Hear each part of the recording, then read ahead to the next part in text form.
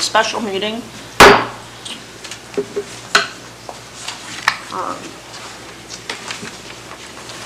Harbor Master, would you lead us in the pledge?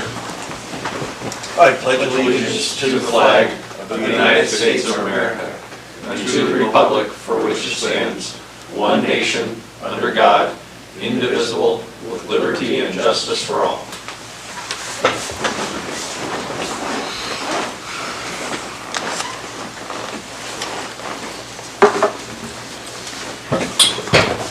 Roll call? Okay, roll call. Smith. Here. Jaffa. Here. Hughes. Here. Walkers is excused. Atwood is excused. And Vice Chair Paquette. Here. Okay, you do have a quorum. All right. Citizen comments on any subject except those items included for a public hearing, but we don't have any public hearings. Thank you, Stephen. Nobody is signed in. And I'm assuming there is nobody in the audience that wants to speak. All right, going on to special orders presentations. Approval of the agenda. Why do I always miss that? Okay, we need a motion for approval and a second. Madam Chair, I make a motion to approve the agenda and consent agenda. Okay. Can I get a second? I'll second it. Discussion. Yep. The introduction packet that we're going to discuss today. Oh boy, there's so many additions here. Has just a brief note in the back about discussing the schedule, but the schedule is not included in this. So will that be part of our discussion today? I believe that it's on the agenda for the next meeting, the next regular meeting. Okay.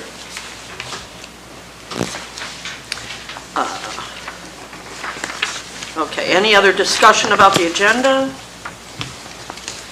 We'll call for the vote. Okay, voting on the approval of the agenda and the consent agenda. Jaffa. Yes. Smith. Yes. Hughes. Yes. And Vice Chair Paquette. Yes. Okay, your agenda and consent agenda have been approved, and there are no items on the consent agenda. Thank you.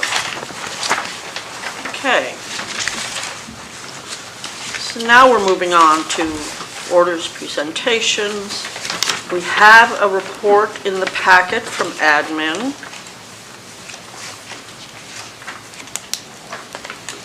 Does anybody have any questions or comments? Stephen, do you want to say anything? I don't think I have anything to add to my report. It's regarding the schedule. We were asked, I believe, and I don't remember, a while back to include it in all the packets, and so we're just going to include it in each packet so you can see the meetings that are coming up. Right. And I believe Vice Chair's correct that it's on the agenda for the March 1st meeting. If I might? Yes. In today's package, the City Council agenda statement that we're discussing today, administration recommendations with discussed calendar. Where do you see that? Well, this is the attachment to the packet today. Meeting date, February 15th, Port Commerce. City Council agenda statement, background justification. It introduces what we're talking about, 2.30. And then on the last page, administration recommendation, discuss calendar. Okay. That's a typo. So it says in there, it should say other and discuss the 2.30 city code. I see what you're saying, Bruce. The other box should have been checked, not the. I get it, okay. So it's an other, not, Correct. okay. All right, that fixes that.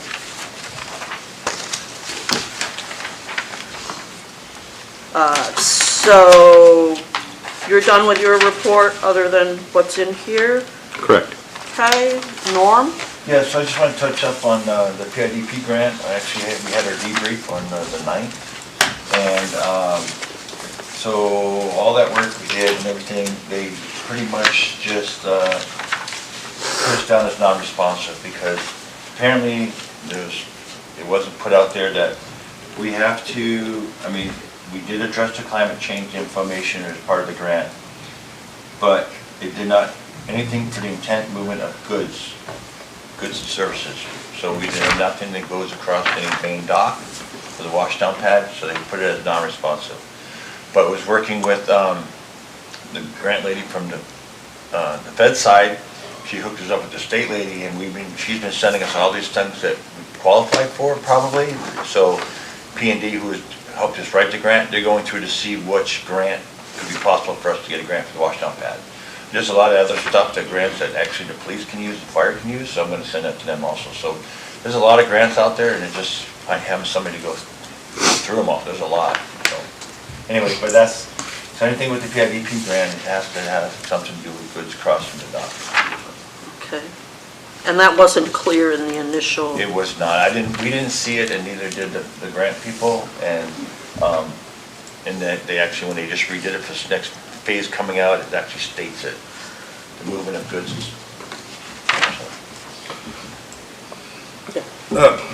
Both for Norman and Stephen, does the administration provide grant writing services for you, or do you have somebody in your department that? So the facility grant program one, I did, but I had a great teacher, which was Carrie Anderson. So she did one, and I just pretty much. That's a while ago. That's a long time ago, but I did with hers, and I upgraded a whole bunch of stuff, and we got that grant. This one here was a little bit different because it was the feds, and so I went and asked administration to get a grant writer, and P&D does grant writing, so does R&M. R&M grant writer was already busy doing a grant, so I jumped with P&D because they're actually the ones who designed the washdown pad, so it saved a lot of phone calls back and forth. So follow up Could I? Yeah, Sorry. please. So I would just tie into what Norm was saying about R&M. So like with the heat loop ad hoc committee, we made, or R&M made their grant writer, Ben Coleman, available, and so that's Right, so it's another contracted. mechanism. The city's grant Correct. writing is contracted services. Right. Is that normally, or do some cities of this size have a grant writer? That I'm aware of? I've been there a long time, we never had one. No. I know that Juneau does. Yeah. And so, yeah. Okay. But that's not a town of this size. Right, so, yeah, so I know that Whittier does not, and I believe Homer does not, because Homer went to, I believe it was a grant writer from their town. I can't remember what her name is, but she doesn't work for the city.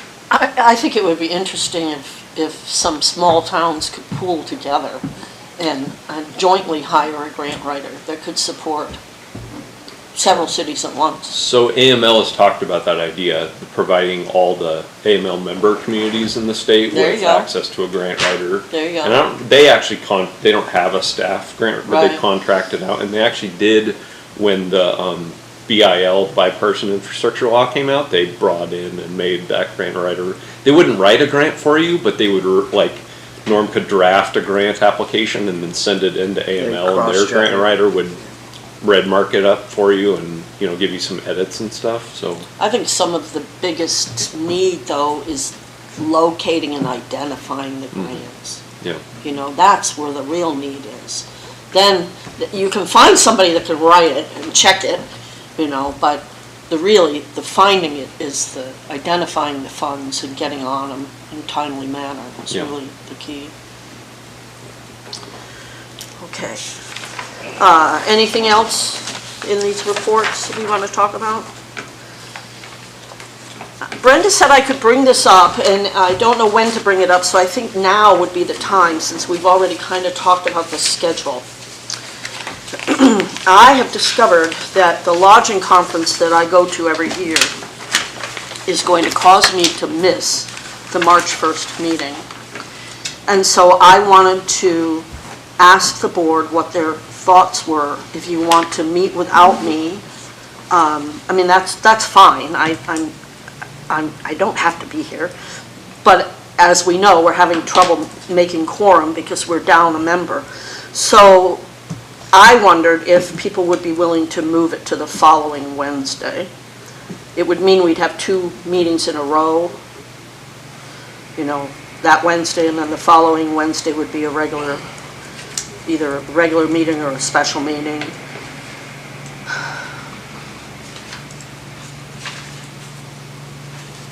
And if we want to just leave it on the 1st, then that's fine. I won't be able to call in, I won't be able to run the meeting either.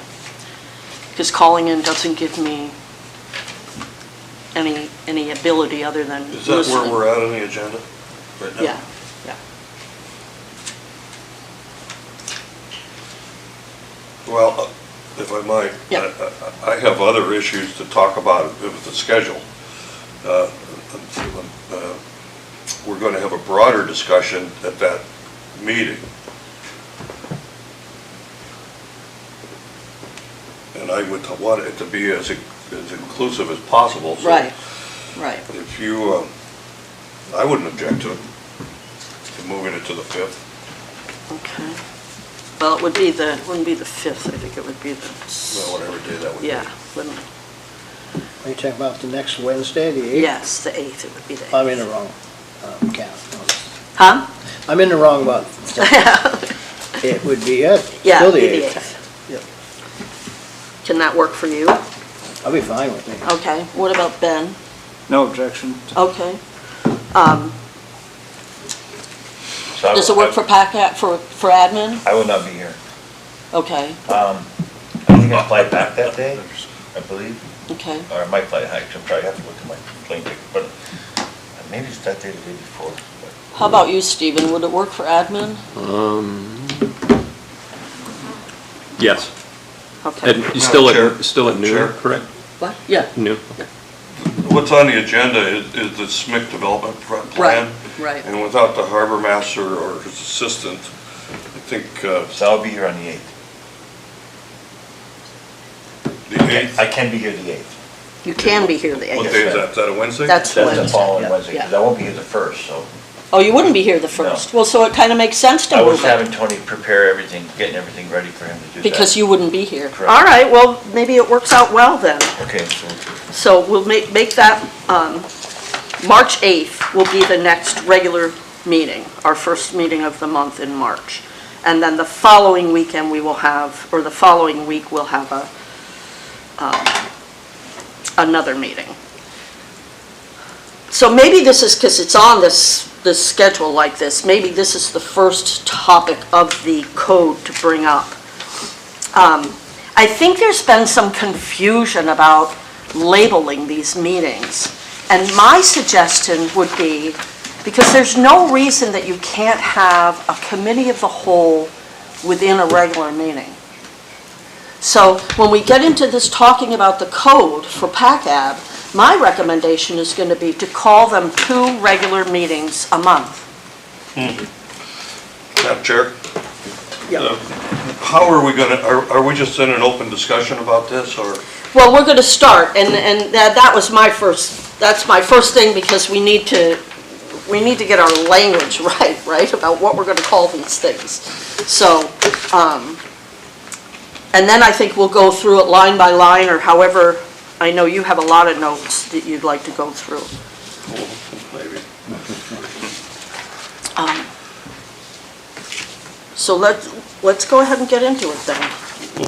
I'm confused again. If the schedule is to be discussed at that meeting, why are we discussing it now? Well, no, we're just rescheduling that first meeting of March. That's all we're doing now. We're not putting any other Your topics. suggestion about changing meetings to Late. other than work sessions is not changing the meeting date. No.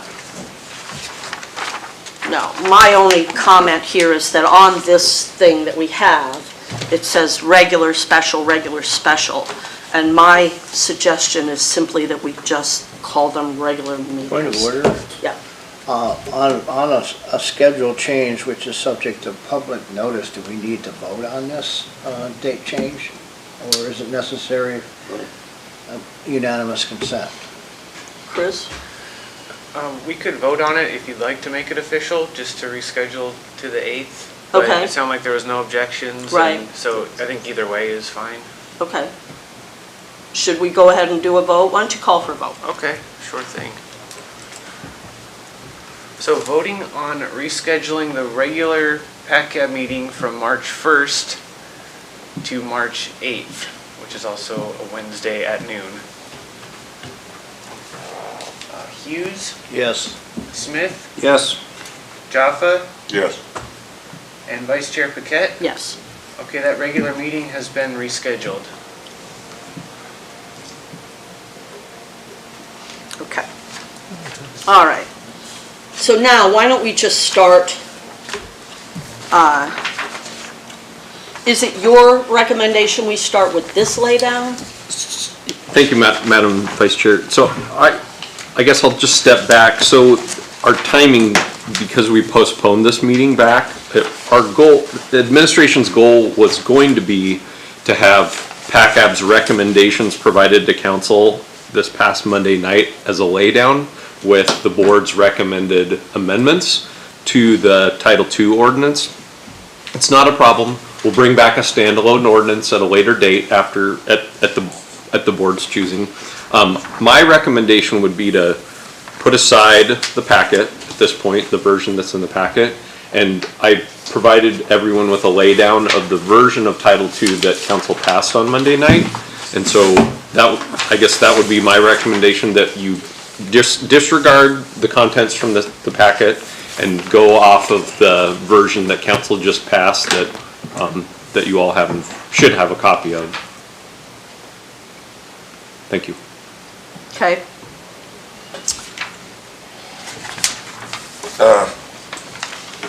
I move to approve the amendments to Article 3 per the assistant manager's recommendations using today's laydown, which is, it's enacted ordinance 2302 21323.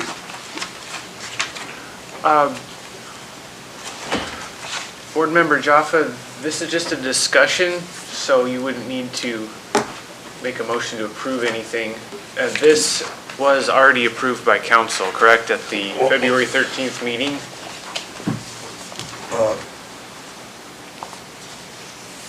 To the clerk, I'm not entirely sure the council knew what they were voting on. I attended that meeting, and I think council was led to believe that this was not what they were voting on. So this document is what we'll be working with for the discussion rather than the version in the packet, because it's been updated. To the chair. This process is so convoluted, I think I'm going to just say for the floor, I've been involved with a lot of code revisions in my work. I've never seen anything quite this convoluted. And the document that is here for us to consider today does not highlight any of the changes. The only way one could determine what the changes are is to compare it to one of the additions of previous submittals that we have. I'm not saying I find anything terribly wrong with it, but I think the process has been convoluted, and I don't think it's appropriate. Okay, thank you for that, Board Member Jaffa. I think the thing to do, because it is very confusing at this point, I'd like to make the suggestion that we just start with this laydown and go through each item, and if there are any changes or suggestions, that we mark this up. And then we may decide as a board to take this with these other pages and go home and do a big comparison. I don't know. But I think initially we need to just work through this line by line and see where we are. What are your thoughts? gotta do something. Right. Okay, so I'll just read each one, and if you've got something to say, then we'll talk about it. If not, I'll go on to the next one. Okay, so this is Article 3, Port and Commerce Advisory Board. The first thing I'm going to throw out, just for something to think about, was, and I'm sorry Board Member Atwood isn't here, because he had even mentioned a name change. But, so while we're going through this, I'm going to just throw this out to start with as something to think about. We can come back and talk about it at the end. But I wonder if we shouldn't add the word development to this title to help make it clear that we are not only port. So it would be Port, Commerce, and Development Advisory Board. But just put that in your hat, and now we're going to go through this whole thing, and when we're done... Wait a minute. When, put it in our hat and deal with it when? When we're done with this, because I don't know what this says yet, because I haven't had a chance to go through this most recent laydown. So when we get all the way through it, we may have fixed the things, they may be fixed within the document, I don't know. But since I read the title, and I think that there might be a need to change the title, I thought I'd throw that out now. Okay, so 2.30.310, established. A, composition. The Port and Commerce Advisory Board is hereby created, consisting of 7 residents of the City of Seward and surrounding areas, and who shall be appointed by the council. All right, now number 1, if we have the laydown from Carol Griswold, she suggests that we add the term at least one of whom is a resident of the City of Seward. Yeah, because Madam Chair, the writing "or" suggests the board could be made up of members from all the surrounding. If there was not any additional language, I agree. Yeah. That's, what does the admin think? About the Griswold laydown verbiage? Well, adding at least one of whom is a resident of the City of Seward. Or maybe we would change the whole sentence so it's consisting of 7 residents of Seward or the surrounding area with a minimum of 1 Seward resident. I just think you're restricting yourself. Madam Chair, the appointment of members to this board is by council. Right. And I think they're wise enough to determine whether they want it all outside the city board or whether they would reject the 7th applicant and wait for somebody that was inside the board. I think it's unnecessary. Okay. I agree with that. I concur too. Okay. All right. So A, as it's written, is fine with everybody? Yes, Madam Chair. Should it be and or is a very exclusive Yes. word. I just think you need to add one word, "and/or" is correct. All right. So it would read residents of the City of Seward and/or surrounding areas.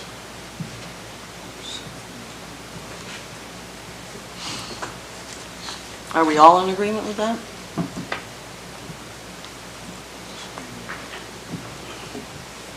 Actually, I better write it in.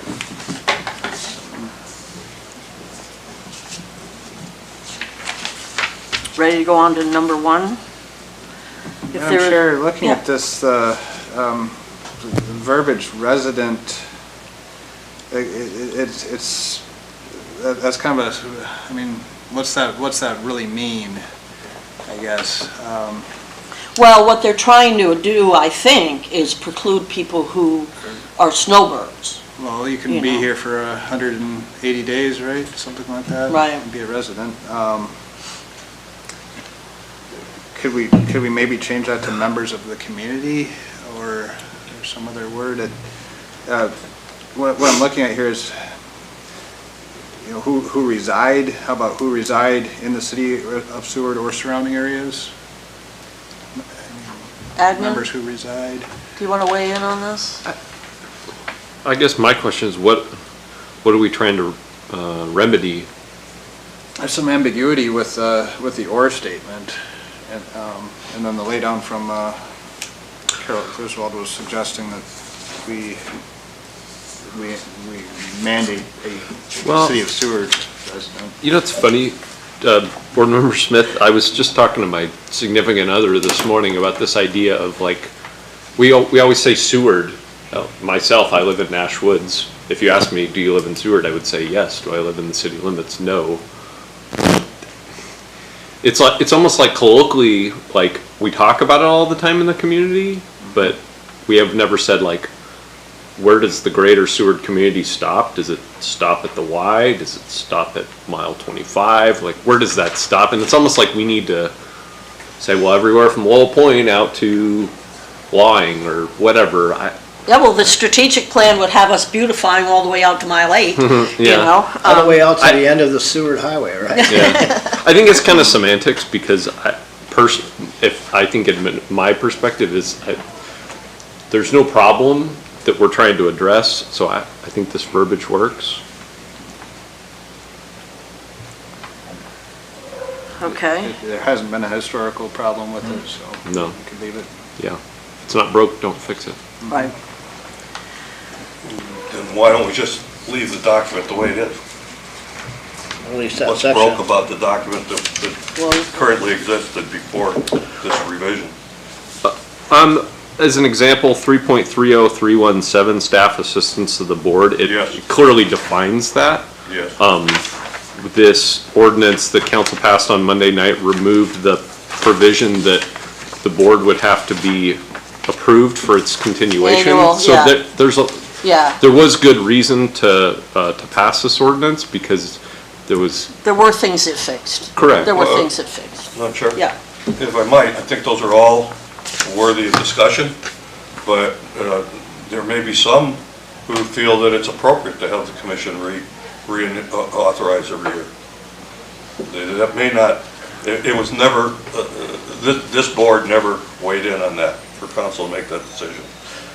This is what we've got in front of us now, if it went into, if it's been voted on. But I think we need to keep going down through this. Okay. But I agree with the assistant manager. We shouldn't be changing things that aren't broken. Carol Griswold's dialogue was a nice dialogue. I'm gonna put it right there, next to the 1994 PACAB. All right, so let's just, on A, are we adding the and or are we just gonna leave it as or? I think we agreed it was and/or. Okay, all right, so we did agree that changed. All right, let's move on to number 1. If there is more than one applicant for the position, the council shall appoint by ballot voting.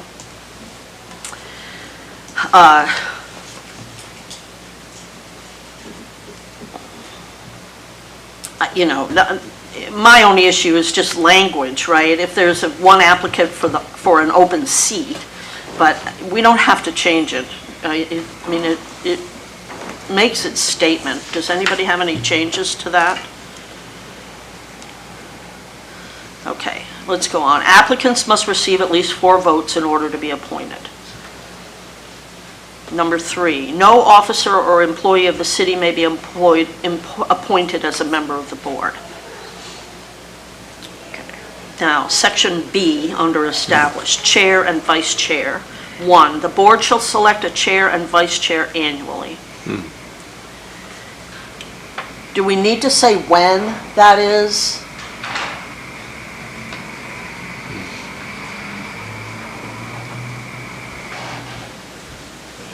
Annually, it could be at the beginning of the year, the first meeting of the year. Right, Well, if we reappoint halfway through the year, then we'll end up with somebody serving a partial term. If Yes, that's the case. it's kind of like if somebody leaves and then somebody fills their term, it just fills the term to end, so it's similar, right. I would think. We want to do it that way. Number 2, the chair shall preside at all board meetings, may participate in the debate, and vote on any matter of the board. 3, in absence of the chair, the vice chair shall exercise all the powers of the chair. Okay, that whole section, anything other than the and or in the first thing? I have a question for the clerk or the assistant manager regarding Robert's rules. In the absence of a chair or vice chair, can a board with a quorum select a interim officer? The board can, traditionally what we do is we go by seniority, and we offer it to the next most senior board member, but the board can collectively decide who's going to chair. Thank you. That's acceptable as well. So if we were to add a paragraph somewhere else in here, it does talk about Robert's rules, and in the absence of the chair, the vice chair shall exercise all powers or as provided by Robert's rules, which would allow you to have, if you weren't here on March 1st and you had 4 other members here, the board could select someone, likely the senior member. To serve as the chair for that day. It would naturally default to you, Bruce, because of your position. I understand, but I'm not looking for the job, I just, If it's part of Robert's Rules of Orders and we follow that already, do we really need to add probably that? not, No. Probably not. probably not. Okay. All right. Moving on to section 2.30.315, terms of office filling vacancies,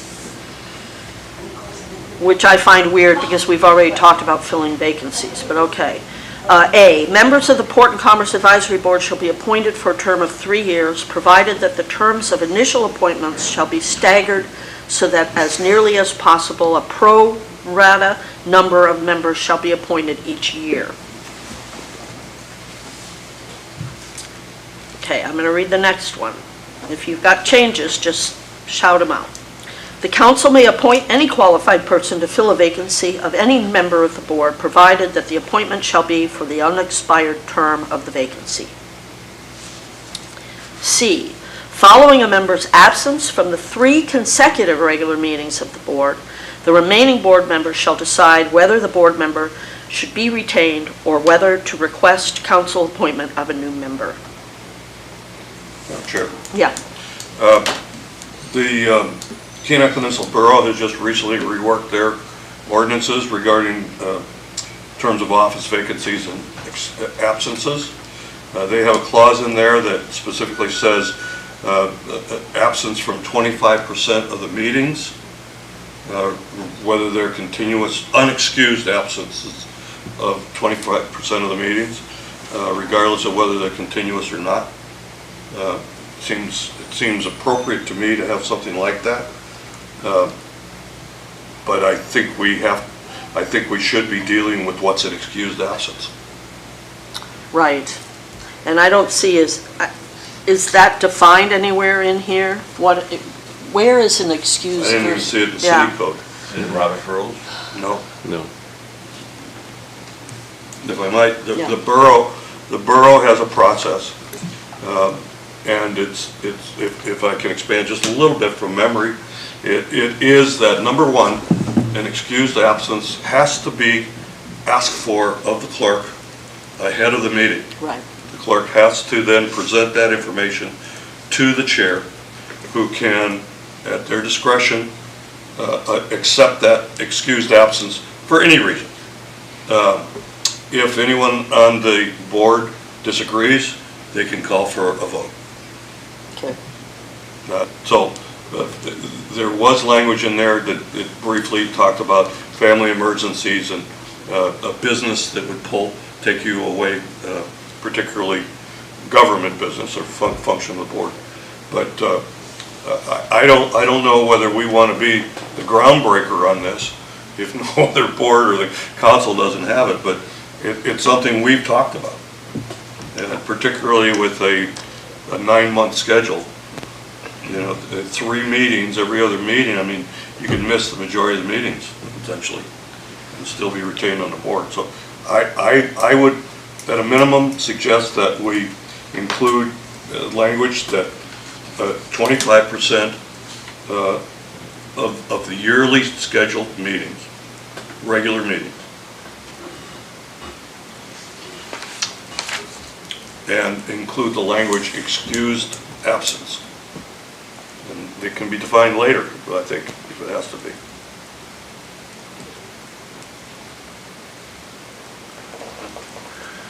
Board Member Jaffa, just to clarify for the clerk, are you doing away with the word consecutive? Yes, And you're going to a percentage instead? yes. 25%? Yes. Okay. Discussion? Three consecutive meetings or 25%. Right, I think that's important, because as Carol Griswold points out, missing 3 meetings, regardless of whether it's in a row or not, is still a lot of meetings to miss. 33%. Yeah, exactly. So, what's the board's desire here? Are you guys in agreement? That still leaves the board the ability to vote on it too, so I think that would accommodate, we can discuss what excused means and things like that. Just from a practical point of view, excused would seem to imply that the clerks had enough time to communicate with the chair or the vice chair, and then enough time to cancel or reschedule a meeting. So to the clerk, what is a reasonable time frame to request excusal, just from a practical point of view? Yeah, that's an excellent question that I'll look into and try and come up with a clear definition of what's considered a proper notice for being an excused absence. Thank you. The clerk also wanted to ask if this pertains to work sessions or if attendance is counted for work sessions. Well, yes, because we only meet twice a month, and we only meet for 9 months. So in my mind, every meeting counts. And that's why I want to get away from this label of work sessions. I want to just call them meetings. There's 2 regular meetings every month. That's what I'm pushing for. And then if we need to have a work session, we do a committee of the whole within this regular meeting. Then we don't have this, I got to call a meeting, we got to change the name of it, we got to do this. And then every meeting we have the ability to take action when we're done, should action need to be taken. To me, that cleans everything Chair. up. Yes. This is the second time you brought that up. I think we need to have a discussion here. If this is your desire, that's fine. And if that's what the consensus is, that's fine. But at this point, I don't think that's what we're dealing with. No, I think that's the thing, that's the last thing to talk about. I object to this special meeting business. I think they should be work sessions. I think we meet for 1 meeting a month. We have a work session, which allows us a lot more discretion for presentations or research or discussion. We don't have to pass resolution every 2 weeks. It doesn't make any sense to me. That's my opinion. Madam Chair? Yeah. I concur on a level that we have the ability at any time to, in a regular session, convert a work session into a special meeting if it's needed. Otherwise, it's a work session. You have a public notice issue. Yeah, Yeah, you wouldn't be able to convert it on the spot. You'd need at least 24-hour notice for a special meeting. And that's why I just think, 24-hour notice? Yeah, for special meetings. If you're changing it during a regular work session, regular meeting, excuse me, Yeah, it's plenty of time. and you wanna, you know you're gonna need a special meeting on your regularly scheduled work session, you could change it. but if it's already scheduled as a regular meeting, then you wouldn't have to make any changes. I don't think we're pushing the envelope for a lot of people here on multiple double meetings, regular meetings a month. I'm being honest about it. I'm confused because what I'm talking about is just an administrative change in how the meeting's noticed and how it shows up on paper, right? A work session, you don't have all of the other pieces. You don't have, the citizen comments and the ability to come back out, make comments, and you don't have any ability to give direction to the clerk or to admin. Whereas, so if you do a work session and then you determine as a part of that work session there's action to take, you have to wait 2 weeks to your next regular meeting in What's order to to take it. Excuse me, Madam Chair. Yeah. This came up again because we're talking about Right. this particular change and whether it refers to Right. regular meetings or special meetings. You're not going to have 2 regular meetings a month, so Why? you're going to have 2 regular meetings a month? Yeah, I won't vote in I'm favor done. of it, why? because we have the ability to change The it. council doesn't even meet that often. Yes, they do. Well, They let have them two. meet 2 times Well, a but year. if we're meeting anyway, what difference does it make if the format is slightly different? That's what I'm not understanding. Well, if you're asking me, over the years, the work sessions have provided a valuable, informal opportunity to discuss things Right, and without all this formatting. Right, and every. And we never had a need to come out of a work session and pass any kind of a resolution at that meeting that we couldn't have done 2 weeks down the road with proper notice. Okay, all right. All right. Let's just move on then. So are you saying that on this calendar, you would like this to say work sessions instead of where it says special meetings? If we're talking about the schedule again, yes. Okay, all right. If we're talking about the item C and the inclusion of 25% of regular meetings, and See, and there you've got some language issue. Consecutive regular meetings would not count work sessions. that's exactly right. So absences from work sessions, we don't mind. That's what I would say.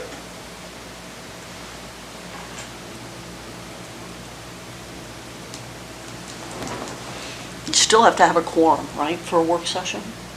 Yes. Yes. Madam Chair, if I may, question for the deputy clerk.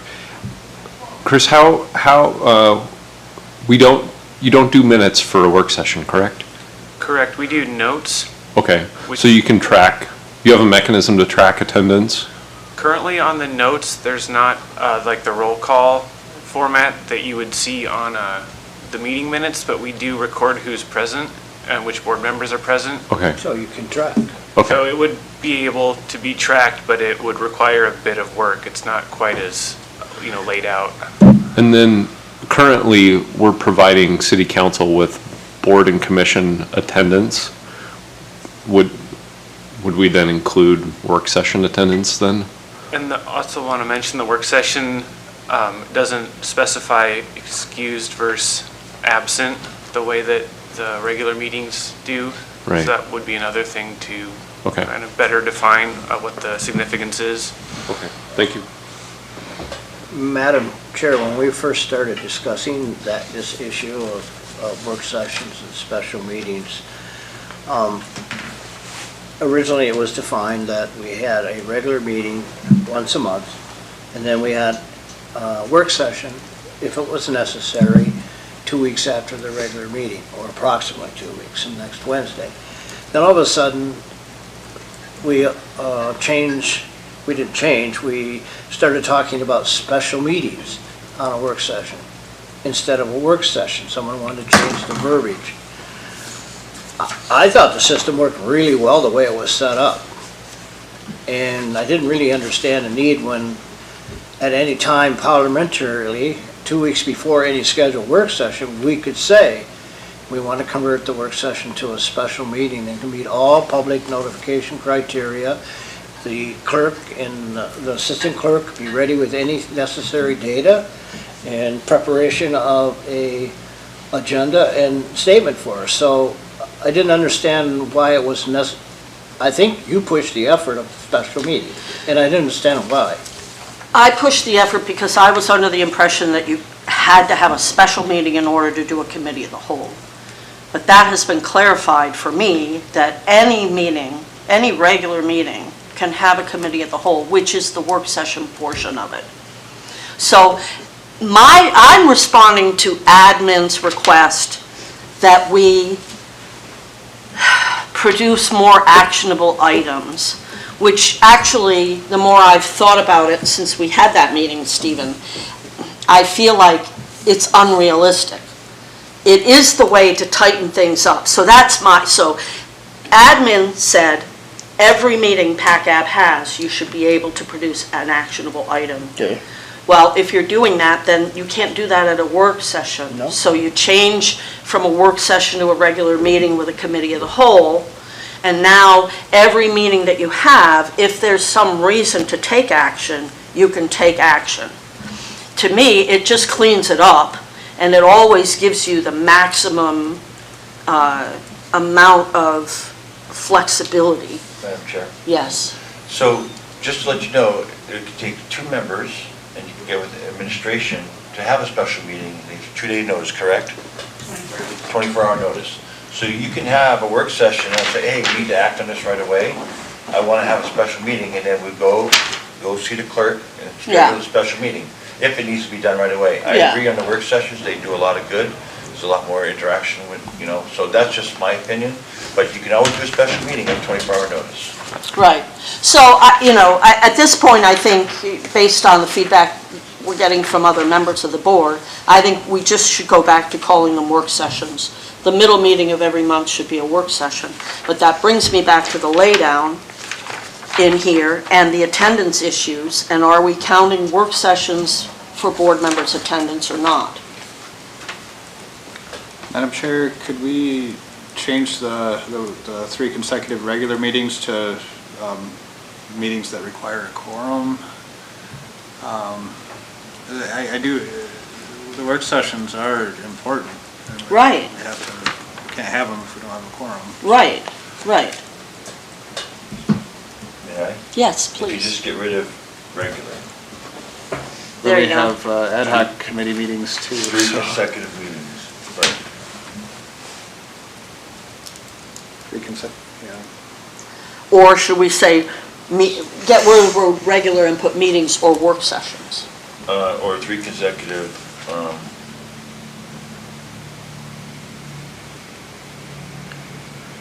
3 consecutive meetings or work sessions of the board? Does that make sense? Or is that too much language? Not too much language. Well, also, we're at 25%. Right, I think that, so, from 3 consecutive, scheduled meetings. That's all That's you it. need. That's it. That's all you'd need. yeah, Yep. meetings, or 25% of scheduled meetings. And Madam Chair, to the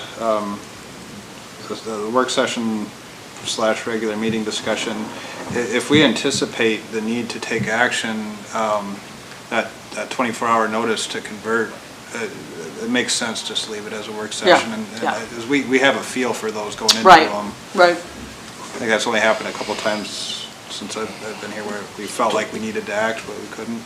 Can I ask the clerk to read do you have that change that we put into this Bullet item C. item C? So the way I understand it, following a member's absence from 3 consecutive scheduled meetings of the board, or 25% of the meetings, whichever comes first. And then it continues on. The remaining board members shall decide.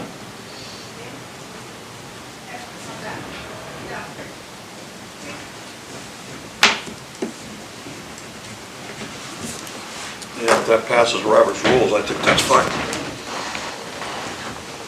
Hi. Okay, everybody in agreement with that? All right, so let's go on to D then. Members shall not be paid for services on board or participation in board activities without prior approval of the council. No recommended changes from me. And then are we adding an item E that's going to define what an unexcused absence is? Is that my understanding of what you said, Chris? We could certainly try. The city clerk is in the audience if she has any input on what would define excused in terms of notice, like for a last minute phone Right. call or... For council, it's a notification to the clerk or the presiding officer. So if a board member contacted the clerk or the chair to say, you know, like, as, for example, Atwood and Wilkers today called in. So it's up to the board, though, for you to define, but typically the way we approach it is if somebody makes notice and lets us know, that's considered An excused absence. And a no-show, no-call is an absence. Madam Chair, But it's up to your board.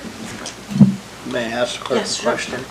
In the code, does it specify council members only for excused absences, or does it say any and all? Let's say board members, I Oh, think. no, it's implied. Okay. I don't think it's in the code. It's in the code for council. It is in code, but it's implied that it applies to you. Oh. But this is your opportunity, if you wish to take a different Okay. route, you can put your own language in. Does that make sense? Yeah. Okay, so what's the board's inclination? Should we add something that defines what is an unexcused or an excused absence, or? Madam Chair, Yeah. I would like item E to say excused absences will be granted with prior notice to the clerk. And follow guidance of council procedures. I think that allows the board to say, no, that's not an excused absence. I know they're over there doing this. Does this really apply to item C here? 'Cause if we have three consecutive meetings in a row that are excused, what difference does this make? Because if someone, If they're if not here, someone, they're not here, not participating in the board activities, that if they get excused, 3 consecutive meetings, or 25% excused or unexcused, it seems like that should go to the board to decide on retention. that would be redundant, essentially. Yeah, I don't see any reason to have a distinction. If a member is not able to participate in the board, we should be able to. So we're not caring whether it's an excused or unexcused absence in paragraph C, is what you're saying? Yeah, I don't see why that Okay. would make any difference at all. So we don't need an item E. Okay. All right, moving on. 3.30.317, staff assistance to the board. The city manager or designee shall, 1, assist the board and shall be qualified by special training and expertise in the field of ports, harbors, and commerce. 2, will be the regular technical advisor of the board and shall not have the power to vote. B, city staff shall provide a clerk to the board. The clerk shall, 1, properly advertise the meetings as required by the Alaska Open Meeting Act. 2, prepare the board packet. And 3, attend the board meeting and keep a record of proceedings, board proceedings. Okay, anything in there? The clerk has a question. Yes. Last I heard, it was actually admin that was preparing the board packet. Is that something you can comment on, Stephen? Yes, Chris, I just wrote that down. I would suggest we move B2 up to be A3 to reflect current practice. Is that a recent change? January? Okay. And that's can in you- keeping with the same process that's taking place with planning and zoning and historic, well, not HP, but same thing takes place with planning and zoning. The city planner actually prepares the P and Z packet. And then gives it to the clerk for distribution? Correct. Okay. Is there anything else behind that change? Because that's a fairly significant change.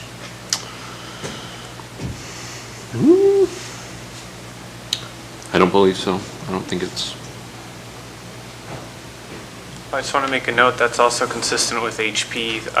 Admin at the library is providing those packets Thank to us and we distribute. thank you. Okay. Question for administration through the chair. Is that statement exclude, we're talking about specifically prepare the board packet. If administration prepares the board packet, that doesn't exclude the chair or members of the board participating in that preparation, does it? Absolutely not. So just as an example for city council, let's just say like the mayor contacted me a couple days ago and she wanted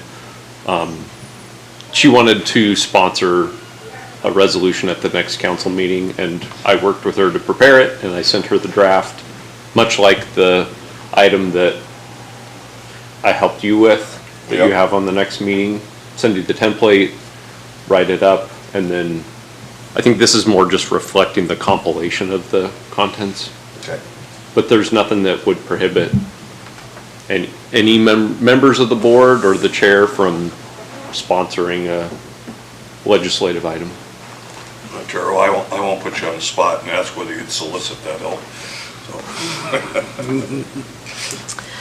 I want to refer to the laydown from Carol Griswold. She made a suggestion in this section that number 1 read, assist the board and shall be qualified by special training and expertise in the fields of port and harbor operations. And then she added transportation, trade, energy, and commerce, and other fields as needed. What's the board's thought about adding that language? Madam Chair? Yes. The duties, powers and duties addresses those specific items under the 2.3. Okay, so we'll, Paragraph 2, I guess. So Okay, as we'll long get as to it's that. in there, okay, then we're I okay. think it's referenced here. Okay. All right, any other changes to staff assistance to the board? Okay, moving on. Section 2.30.320, meetings and quorum. A, the board shall meet at a time and place to be designated by the board. In selecting its meeting place, the board shall consider the reasonable accommodation of the public. 4B, 4 members of the board shall constitute a quorum for the transaction of business, except that in the absence of a quorum, any number less than a quorum may adjourn the meeting to a later date. C, the affirmative votes of at least a majority of those board members present shall be required for any action. And D, the clerk to the commission shall keep minutes of proceedings showing the vote of each member upon each question, and shall keep records of any actions, all of which shall be immediately filed in the office of the city clerk and shall be a public record. Any changes to any of these bullet The clerk items? has a question on that. Yes. And this might be a question for the city clerk.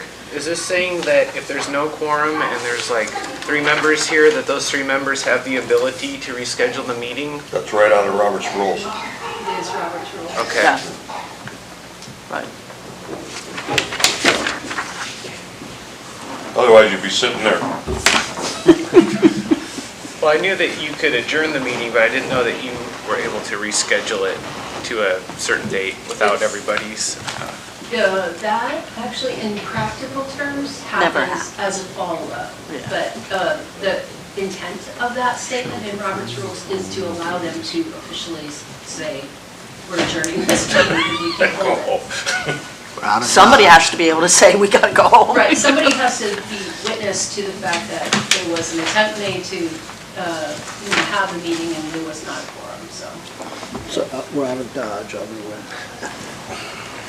But the best practice is to come up with the rescheduled date later or on the spot.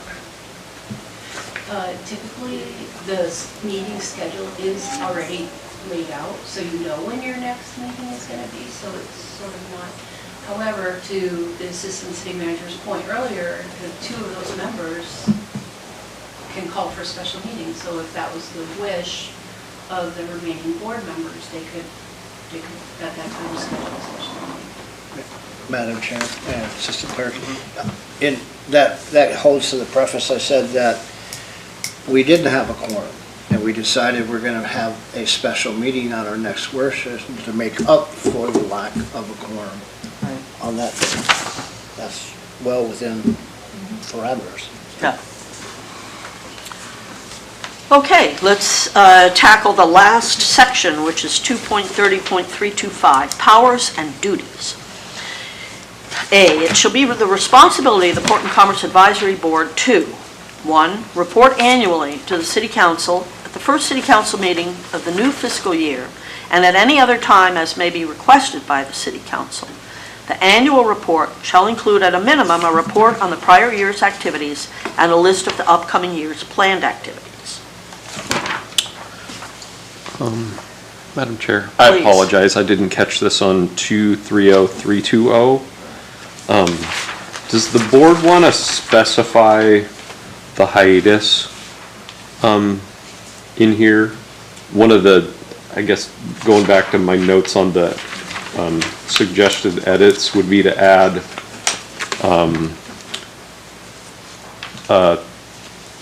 to change the verbiage in A to state instead, regular meetings shall be held each year at 12 p.m., or excuse me, regular meetings shall be held at 12 p.m. in the City Council chambers with one meeting per month, at least one meeting per month, excuse me, taking place in the months of January, February, March, April, May, September, October, November, and December, to call out the hiatus. The verbiage that we currently have in A doesn't, it gives the board the ability, just there, saying you'll meet at a time and a place as designated by the board.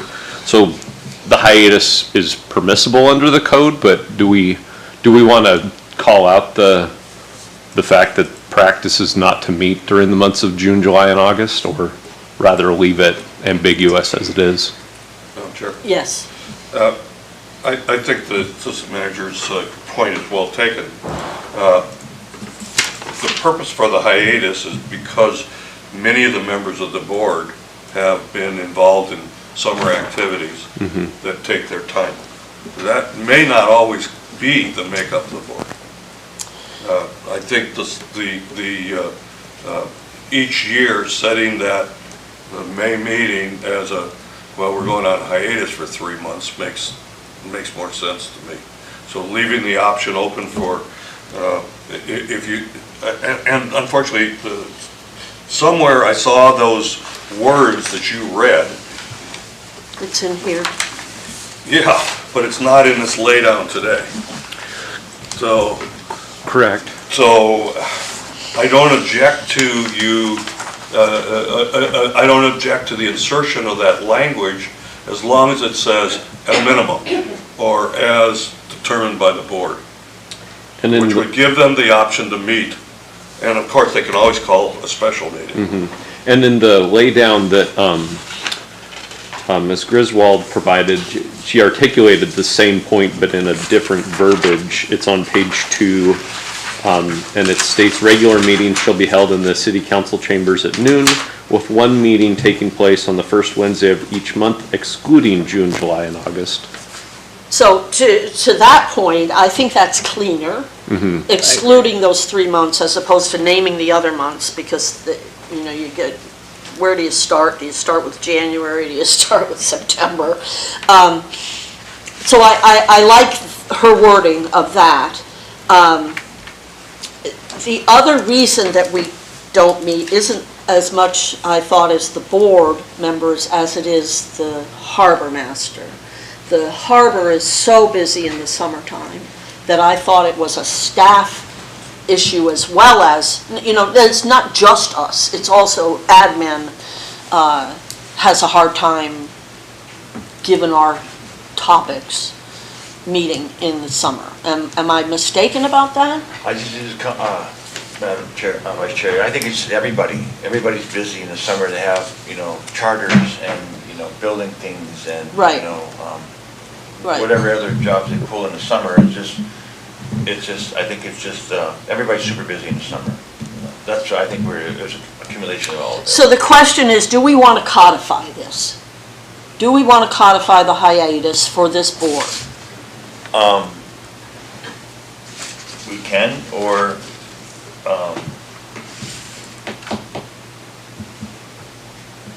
like I think somebody said, you can vote on the May 1st meeting.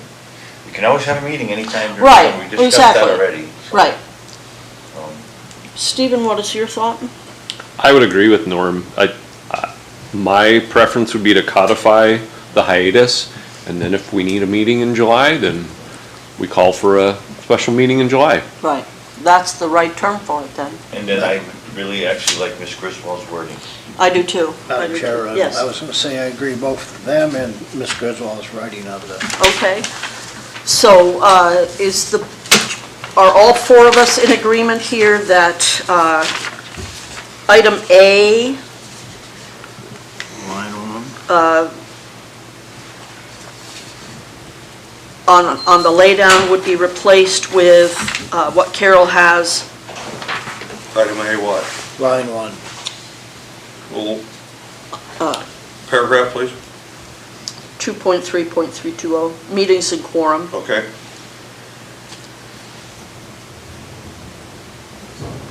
So we're going to make item A read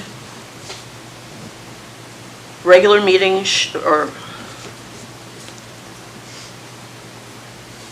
the board will meet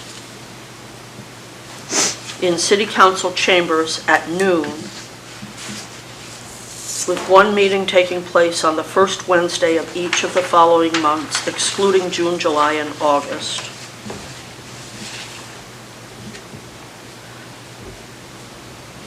I would just say each month, not each following month. Each month excluding June, July, and August. Right.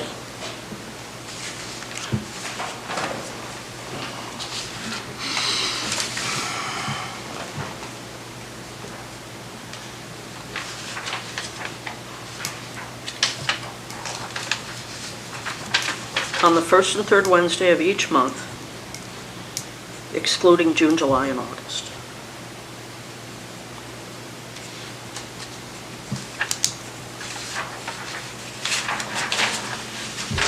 Do we need to add special meetings maybe called during June, July, and August as needed? It can be done anytime.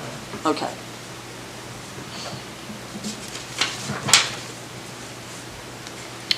You want to read it back to us?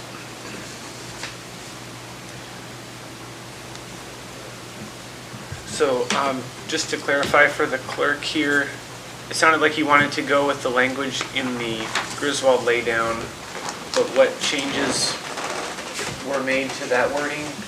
I don't think any changes were made to that. Okay, Board Member Hughes, did you have a? Oh, no, she added a word, so I corrected it, that's all. Okay. We're just changing line one.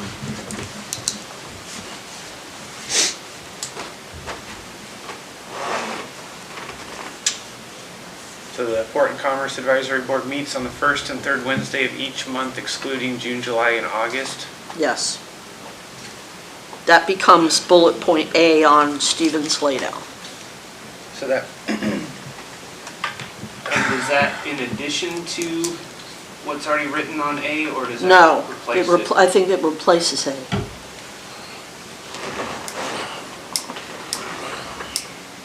Do we need to add to that we'll meet in council chambers?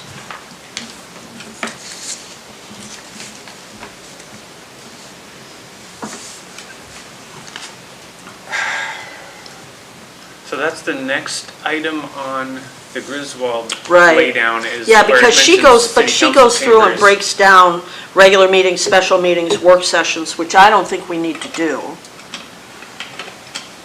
Unless the board feels that we do. There may be occasions when we wish to maybe use the library, for example, if there's a large work group presentation. So I just kind of wrote it here. It said, regular meetings shall be held in city council chambers at noon with one meeting on every first Wednesday of each month, excluding June, July, August. And it hits all those points. 2 meetings a month, Regular meetings. first and third.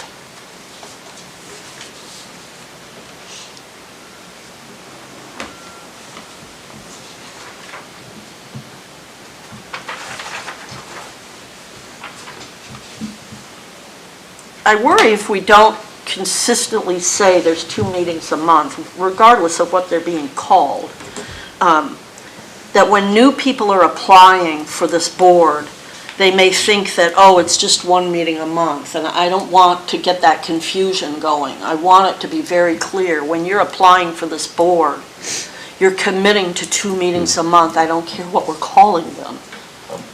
May I? Yes. So regular or work session meetings shall be held in city council chambers at noon, 1 meeting on the first Wednesday of each month, excluding June, July, August. It mentions both meetings. But it's still only saying the first Wednesday. No, I did not. Oh. See, she's got first and third First Wednesday. or third Wednesday. Yeah, okay. Or third. Because you might not have a work session on the third, you know, like around Christmas time, you might not have. Right, that's true, that's true. So, ready, Chris? Try it again. Regular or work session, regular work session meetings shall be held in the city council chambers at noon with meetings, remove the word one, with meetings on the first or third Wednesday of each month, excluding June, July, August. Does that hit everything?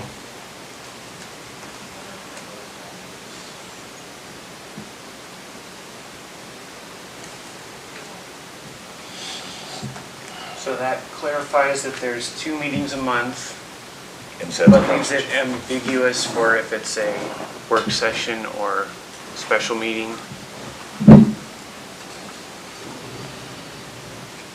What are the board's thoughts?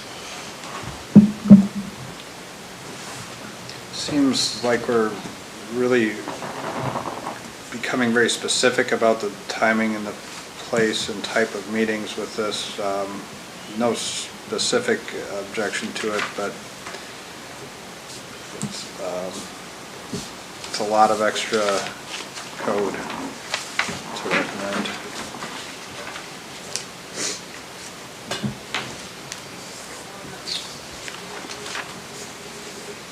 How about, yeah, I'm trying. How about PACAB meetings shall be held, PACAB meetings shall be held in city council chambers at noon on the first or third Wednesday of each month, excluding June, July, August. I would say and I'd be happy with it, And what? instead of or, Instead of or. first and third.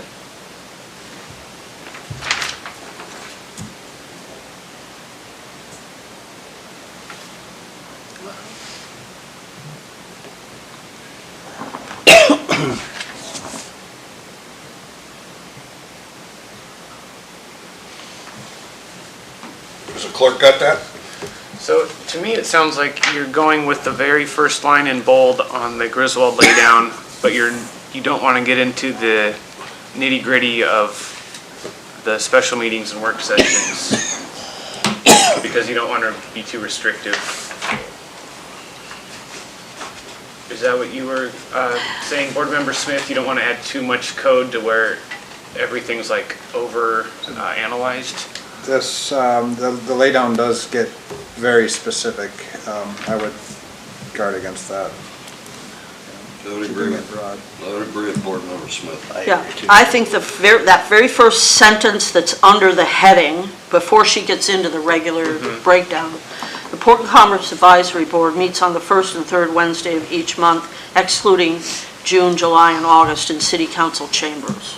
Or put the city council chambers anywhere in that sentence where it fits. Is that clean enough? It's okay with me. Yeah.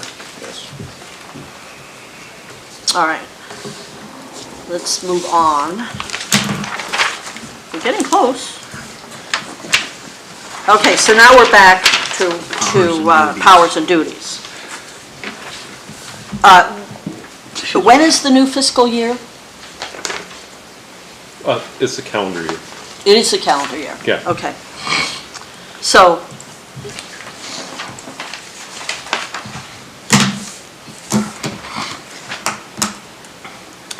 we're not doing that this year. We did it. Are you talking about the, I'm sorry, Madam I- Vice Chair, are you I- talking about the budget cycle, or are you talking No, about I'm talking the? about number 1 under powers and duties, So- report annually to the first council meeting of the new fiscal year. So, and I underlined the second sentence, this one, this is gonna turn into a bigger conversation, I'll just say that before I go down the rabbit hole. Follow me down the rabbit hole. So, and this was talked about a little bit in the joint meeting with council, just the creation of more dialogue and back and forth, and how do we prepare the annual priorities? Does it go from the board back to council, back to the board? Does it go from the council to the board? How does that all work out? And I really would think it would be beneficial for the board to talk, and it's too bad we don't have everybody here today, but to talk about how that workflow will take place, and I think that's something that council kind of was saying, and it's the same thing with planning and zoning and historic pres as well, is that we don't have a very streamlined process. The mechanism described, and I'll just read it, the annual report shall include at minimum a report on the prior year activities and a list of the upcoming year's planned activities. That doesn't really work, because by then you're into January, and then we've got to get it on a council agenda. So depending on the timing, that may not even go to council until February, and then it gets passed in February. So somehow, regardless of the mechanism that we do it, it needs the 2024 PACAB priorities need to be approved by council before the beginning of the year. So it really needs to be approved by council like in November. And then the board in your December meeting can set your schedule. Because if you're not approving your priorities and then it goes to council for approval in February, and then it's gonna come back to the board like at the end of February, and then you're gonna have an item on your agenda to create your schedule, it's just, it's too late. So. Well, And clarify for me, we have actually not had what they're talking about this year yet, right? Correct, and in fact, one of the, I guess the other suggestions is that really a quarterly report needs to go to council. And I believe Brenda's been working with the board to get that included, right? I'm a little confused. If they're getting our minutes in every packet, then it seems like they're getting a report every packet from us. I think the goal from council was to create that space for more dialogue, more interaction, as opposed to just the Okay. minutes from what's going on. Okay. So that it's two-way communication and not just FYI, this is what we've been doing. Okay. But maybe Brenda can chime in. Yeah. You raise a good point. So in the,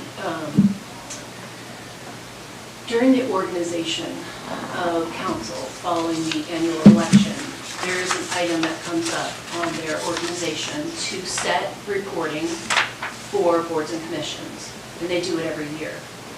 And that was the process that was approved by resolution. So it can be changed, and it should be looked at, because you're right, it's not a clean process.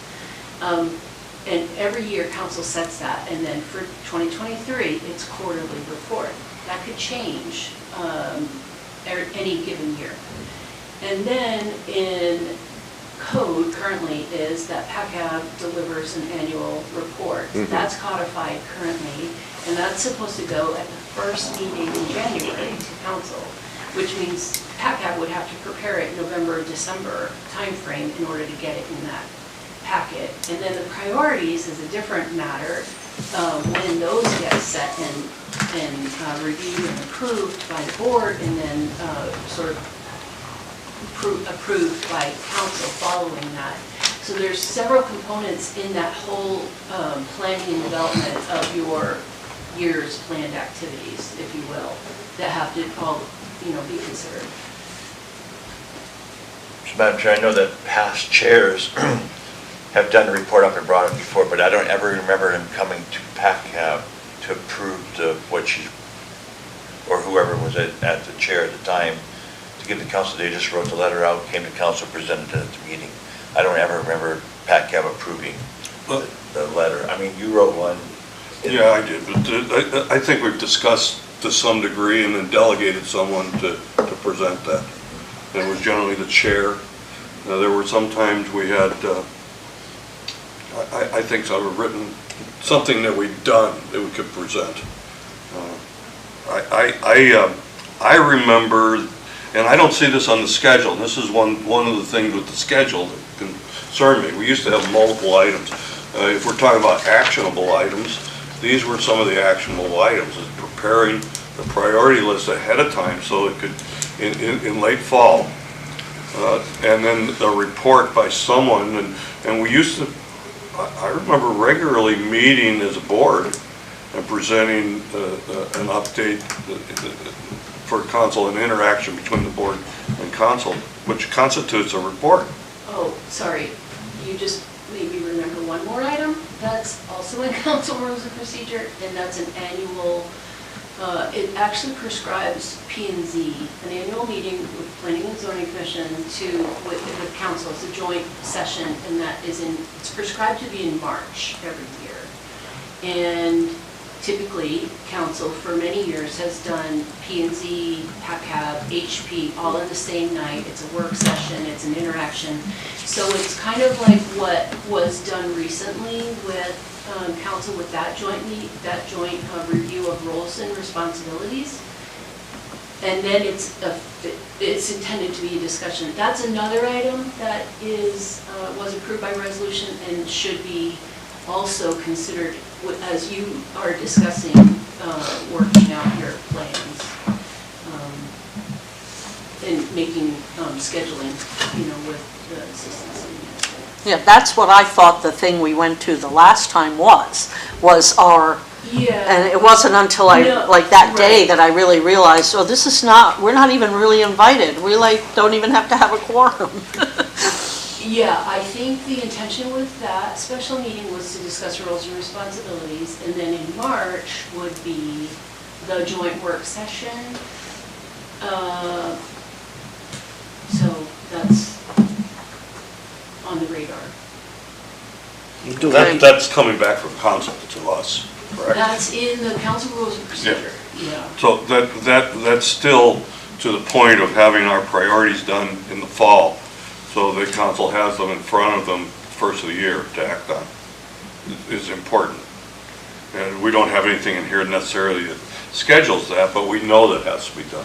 Yeah, So and administration is trying to pull together like better, more streamlined meeting schedules, and so you can predict what you're going to be doing, and so that could be subject to change, that whole premise of doing that joint work session. It's just what's there right now. I remain confused on how we get the feedback from council as to what they would like us to be working on. And I think that would be, it'll be good to recommend a change here in 230325 to describe that, I'm going to call it workflow. Does the priority list originate in PACAB and go to council for approval, or does council generate the list and tell you what to work on? And I think that would be a worthwhile conversation to have. Does the board want to say, hey, council, this is the stuff we want to work on? Or does council say, hey, board, this is the stuff we want you to work on? Yes. I think we gotta consider that none of these boards or commissions work in a void.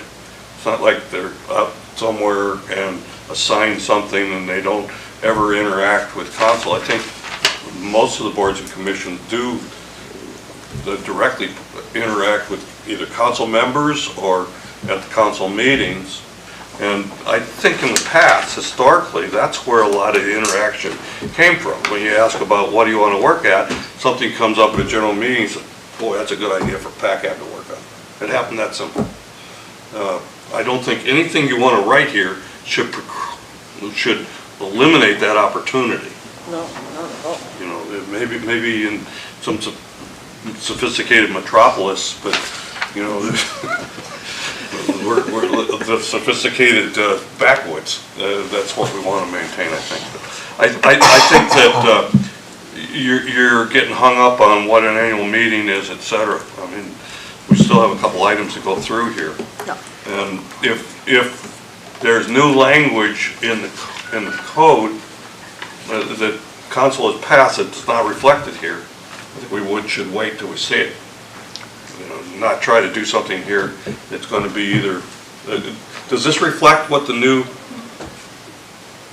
well, I don't see a problem with it. I mean, it's generic enough, annual meeting, that it doesn't say that you can't or shouldn't have your priorities ahead of time.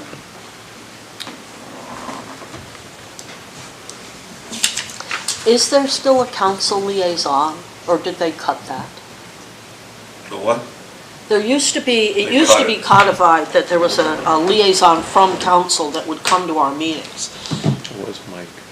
Yeah, it had been Mike, before that it was Anthony and. Well, Liz DeMoss was the last one. No, Mike Calhoun Calhoun. was the last one, but he didn't come very often, which is why you don't remember. But, did they cut that? I just don't think they assigned one this year during the organization meeting. That's something else that happens after following the election. And I think they opted not to, so they can have a PACAB liaison. Madam Chair, if I Yes. may. So, Bruce, can you walk, I guess my concern with the second sentence in number 1 is that it's, the way it reads is then, the board would presumably in December write the report, and then that report would go to the council at the first council meeting of the new fiscal year, so let's just say January 10th. And then reporting on the prior year's activities, and then a list of the upcoming planned activities. It'd be in December. Well, no, because that meeting, it says report annually at the first council meeting of the new fiscal year. So then, January of 2024, the council would receive this report from PACAB. All about 2023 and what we intend to do in 2024. Is that what the board intends to stick with? Chair. Yes. When we first started the conversation on this particular 230.325, you made mention to that you thought that the way it was worded, that it wasn't really going to address a quick enough response to the council. Yeah, So why wouldn't we change at least some of the verbiage to say that the board would submit to the council at the end of the year an annual report and PACAB priorities for the following year? and there was verbiage that we deleted with this ordinance that passed Monday regarding request for funding for the future year, which really doesn't time up with the budget cycle either, because you can't request funding in the budget in January. The budget's already been passed at that point. So I think to Board Member Hughes's point, it needs to come back, how far back you want to take that, but it really, that upcoming year activities, that should take place in like November, December, is I guess what I'm trying to say. Just to clarify for the clerk, Stephen, are you suggesting to replace the wording of fiscal year with November, like actually assign a particular month, or? Or to Carl's point, you could say by the end of the year, by the end of the fiscal year. That makes sense to me, because that puts it in their hands so that they can address the new year. Yeah. Otherwise, they're already a month or two behind them. Yeah. So it's really just a timing issue rather than, and I would think, as Carl said, you know, bringing this at the end of the year in anticipation of the following year gives Yeah. everybody time. Yeah. And I thought that's what we'd done in the past. The assumption here in this writing I get is that it's to be done in person. So can we prepare the report to be submitted to them so that they have it for their first meeting of the year? Is that what we're saying? Or before the end of the year, preferably?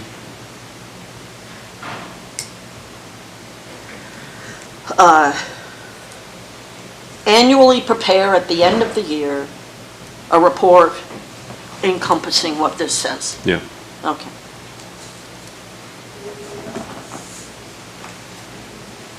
Good. That was a tough one. Prior to the new year, actually. Yeah. Right. Prior to year end.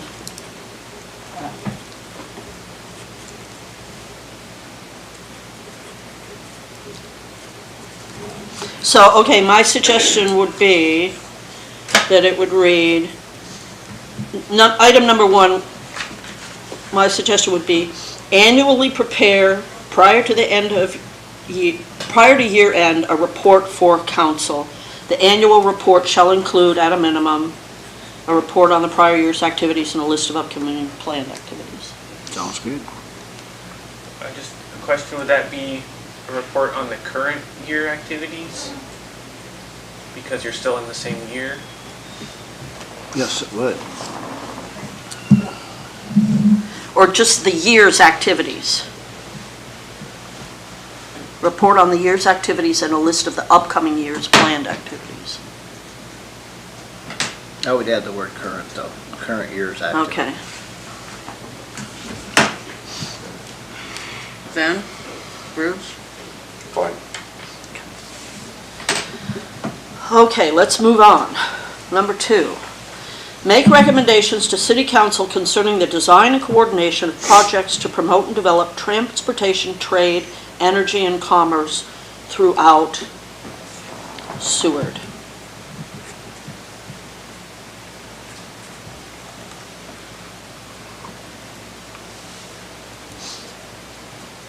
Okay. Would it be, Madam Chair? Yeah. What would the board and administration feel about adding the word infrastructure?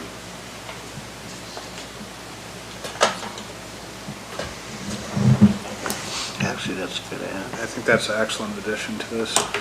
Now, what is admin's thoughts about, does that conflict with planning and zoning? I would say that number 3 gives the board latitude to pretty well work on anything. It does.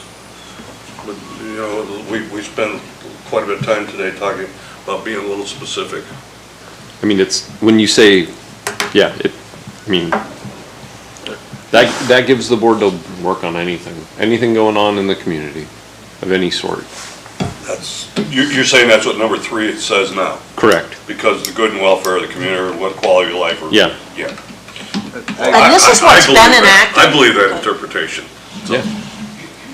I'd agree with that. However, transportation is already, that's a very specific thing. Trade, these are all specific things in item number 2. And infrastructure is, we've kind of identified, can be a bottleneck and something we need to plan for future expansion for, to correct, to provide for good service, Right. quality of I mean, life. So I think infrastructure is really, I mean, that's what makes a port, is the It's a infrastructure. buzzword today. Right, it is a buzzword. I would What are your include it. thoughts, Carl? Well, I would say, I think you need to add in line, item 2, develop transportation, trade, energy, commerce, and infrastructure throughout Seward. Admin?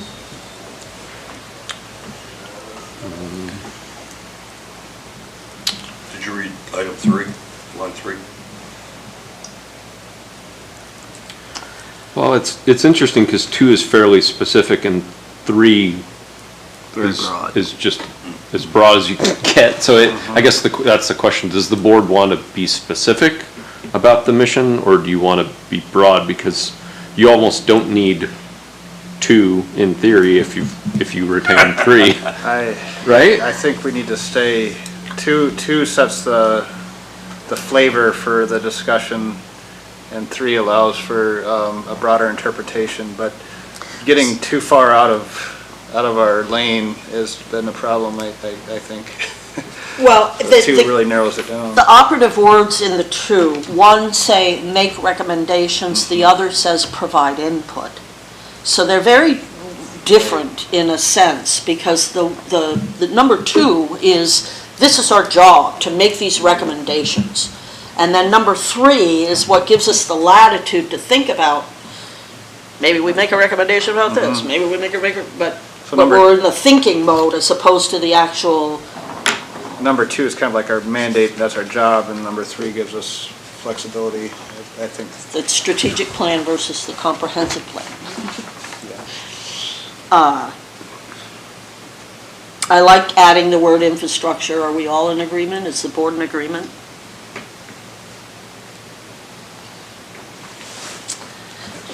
All right, let me read number three. Provide input to the City Council on policy and procedural matters involving the establishment and continuation of commercial activity, improving the quality of life, and protecting the public's best interest.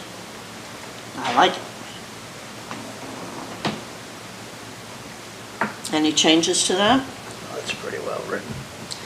Number four, advise City Council on matters involving the establishment of support services towards the objectives outlined in subsections 20.30.325A 2 and 2.30.325A3, which is the two prior bullet items.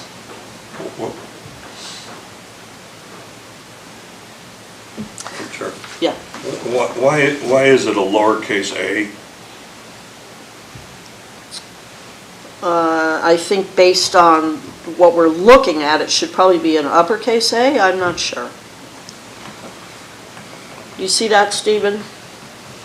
And I would defer to the parliamentarian on this one. Yeah, I see what you mean. It's a lowercase a versus the capital A. That's just a typo error, that's all. Good eye, Bruce. That's one. Okay, number five, perform other duties as requested by City Council.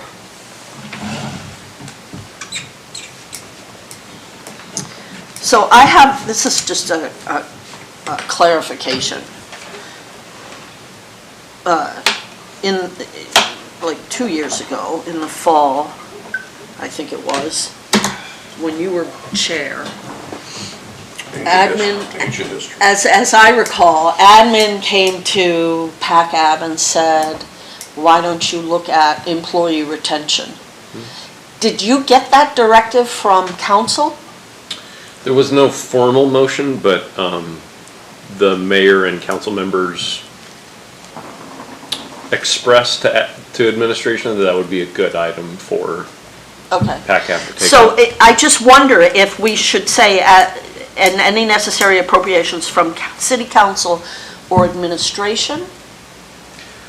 Actually, The only- we work at the discretion of the council. I know, Not the I know. administration. Yeah, you work for council, not for it. Right, We right. facilitate, they set the Right. policy. Right, I think if administration had a project like that, we can always talk to council and say, hey, we think PACAB would be good at working on this housing issue. right, right. You know, how would council feel about directing PACAB to take that up?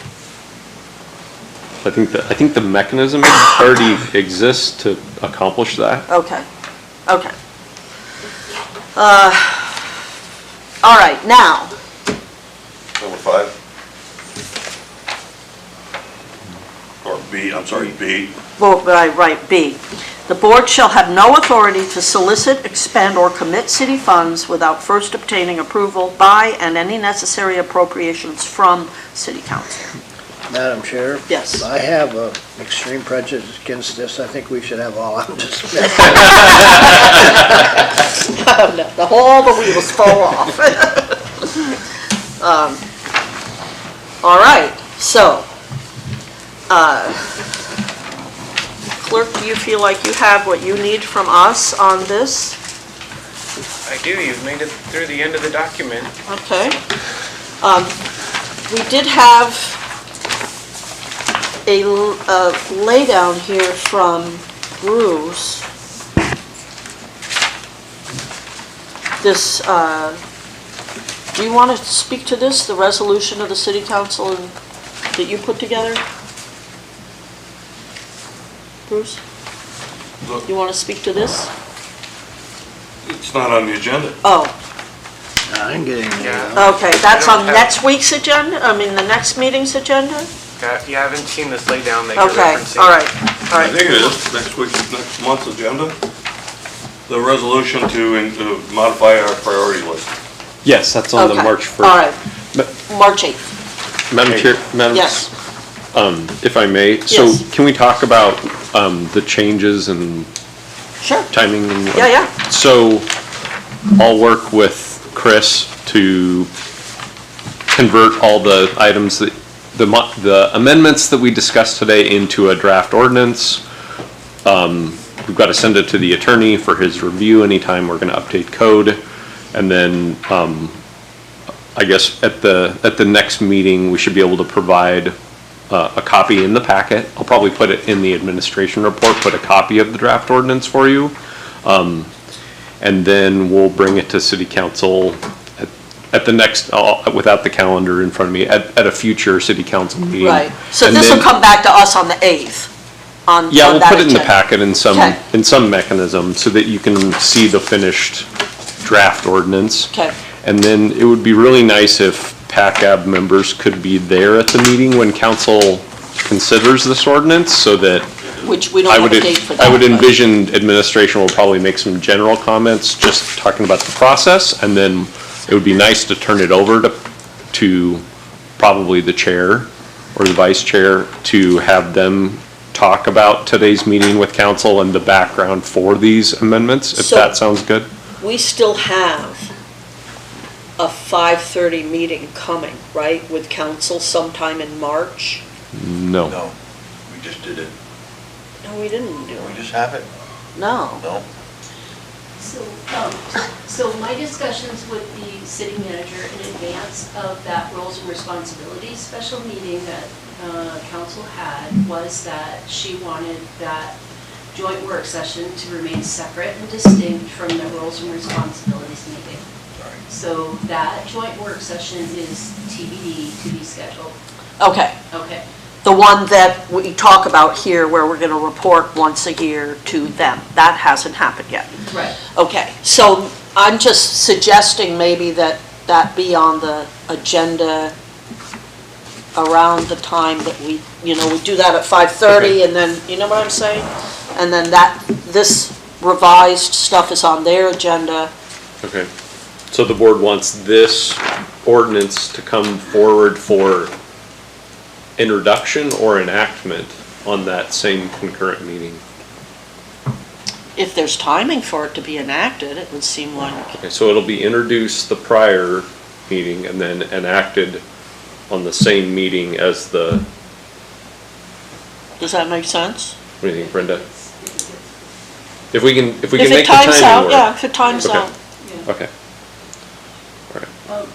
I mean, after I talked with the city manager about it, I left it with her at this point, to decide how she wanted to work it out, because I know that Stephen's been, putting a lot of time and energy on this. Okay. Anything else? We get back on the agenda?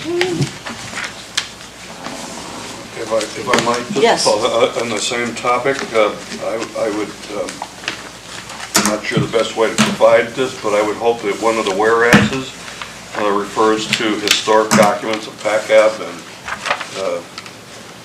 this is a 1994 draft you can have, but I hope one of the whereases will reflect that there's a continuation of original purpose.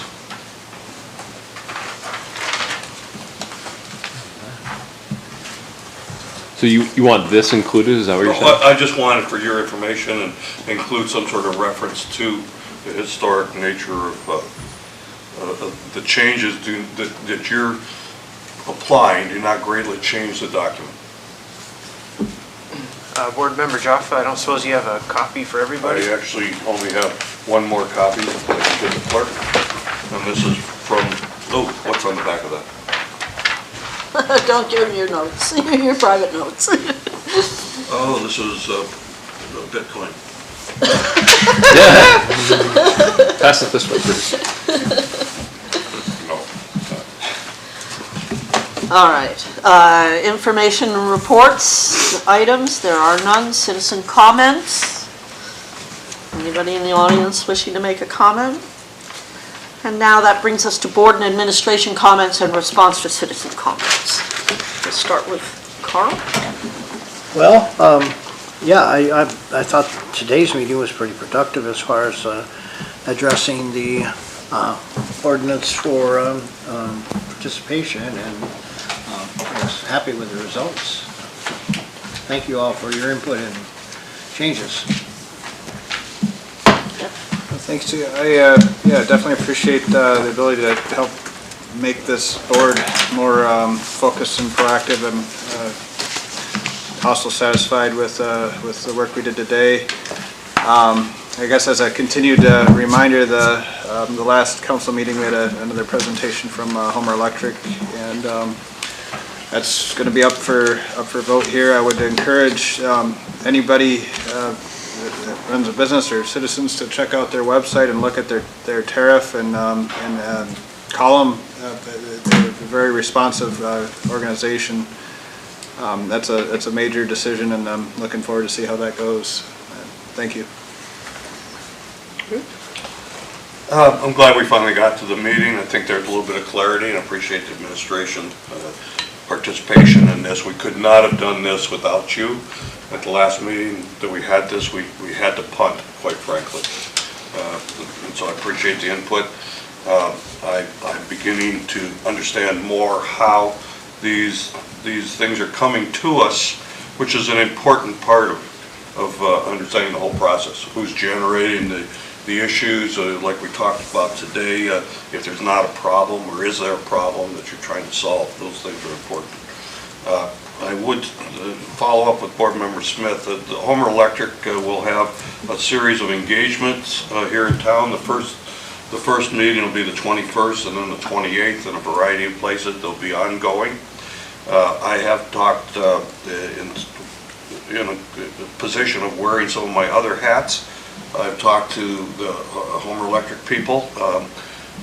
I would like, and they would be willing to present to PACAB at a meeting, hopefully that we can schedule in March, to explain their heat pump buyback rebate program, their heat pump rebate program, and also their concept for bi-directional and zero net metering meters. This could be a good forum for them. I personally am not going to get in a position of advocating for the sale. I think that's for others to do, particularly the council and Homer Electric. But I do think the population of Seward needs the information, and I don't think it'll come just from the listening sessions. So this heat pump issue would be important regardless if there's a sale. If you take the concept that there's a sale and Homer Electric comes to town, they're going to bring their program with us. Let's know what that is. If they don't sell, this town still needs a heat pump rebate program. Other than that, I don't really have anything more. Are you thinking of the middle March meeting? Is that the 15th?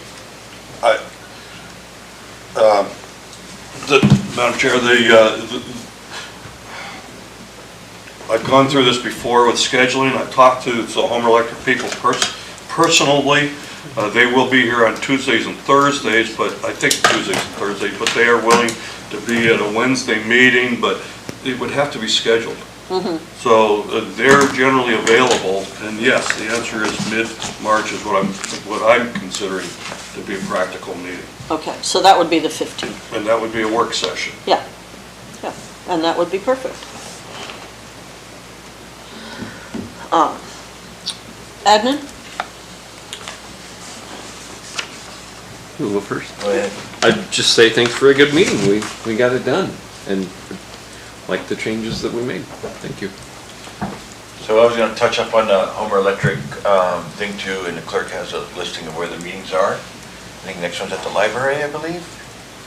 Yeah, they're all, well, there's one There's meeting at several Rotary, places and then in the there's Rotary and the library. It's and- mostly the library And meeting that's Sea Life upstairs. Center, I believe also, so. Oh, I hadn't there's seen that different- one. There's different ones. It was at the meeting the other night, so it's on, it's there. And I also, it was a good meeting, we got some things, and I want to thank Ms. Griswold for her suggestions. I know we didn't use them all, we used just part of them. I just want to thank her for submitting her proposed changes. So she puts a lot of work into everything, so Absolutely. appreciate that.